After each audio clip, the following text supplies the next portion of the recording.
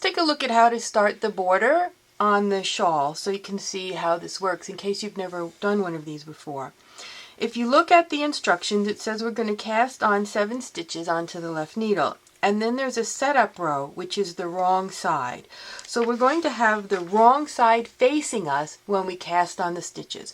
Now it doesn't matter what kind of cast on you do. You can just do backward loop cast on. I usually do a knitted cast on when I do this. So I go into the first stitch that's there and I knit up a stitch. And then I twist it and put it onto the left needle. So that's 1, 2, 3, 4,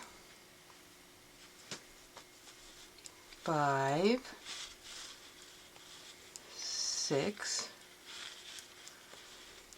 7. So there you can see I've got my new stitches in my regular knitting that was already going around the shawl. And the first row, the setup row for the border, says purl 6, knit 2 together. So let's look at what's going to happen there. Bring my yarn to the front, and I'm just going to use my regular needle that I was for my knitting, but you can use an extra spare needle or a double pointed needle to knit the border. You don't have to use the other end of your circular that way you were using. So I'm going to purl 6. Sometimes the first one's a little difficult to get in because it's those new cast on stitches. And I'm going to be knitting my border in black, but I'm using white yarn just to show you because it shows up better on the camera. So doing my regular purls, 1, 2, 3, 4, 5, 6. But I had cast on 7 stitches, and now I have a knit 2 together, and that's going to be my last cast on stitch and the first stitch that was on my shawl. And every wrong side row on the border I'm going to do this knit 2 together, which is joining the border onto the shawl. And I've essentially then bound off 1 stitch on the shawl. So now I'm going to turn, and you'll be turning back and forth, knitting the border back and forth.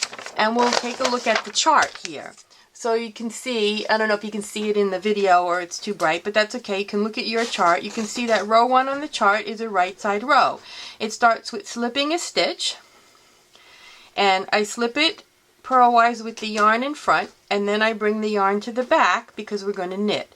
And then I have knit 2, yarn over, SSK, or what I do is just knit 2 together through the back loop, knit 2. And then I'm going to turn again. Now here's what's interesting about these knitted on borders, is you can work this in garter stitch or stockinette stitch. I did mine in stockinette stitch on my shawl that was in the book, but some people are doing it in garter stitch. But you can see on the right side row and the wrong side row, I used all the blank symbols to make it clear on the chart so you could see the other things better.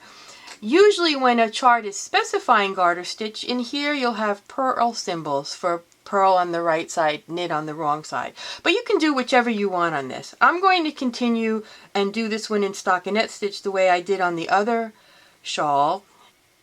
We're going wrong side, so remember we're going to start here where the 2 is, and we're going to work back in the other direction on the chart. So I'm just going to do all those purls, and then I'm going to do that knit 2 together and join my piece with the last 2 stitches. The last 2 stitches being 1 of the border stitches and 1 of the shawl stitches. And you can see this easily when you're working your border in a different color.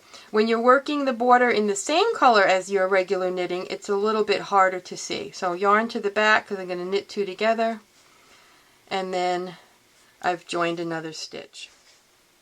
So here you can see I've knit several more rows of the chart, and we're increasing every row, so that's what makes those points of the teeth on the border. And every wrong side row, when I get to the end, I'm doing that knit 2 together with joins the border to the shawl. So my shawl was being knit around this way and my border is being knit back and forth this way. And you can see that it's perpendicular. That's why I put it onto a double pointed needle here, so you can really see the direction of the knitting. What happens when you get to the last row of the chart is you're going to bind off some of these stitches, and that's what makes the other side of the tooth, and then you'll be back to your original 7 stitches and you begin the chart again. So you'll get wider, bind off, wider, bind off, wider, bind off.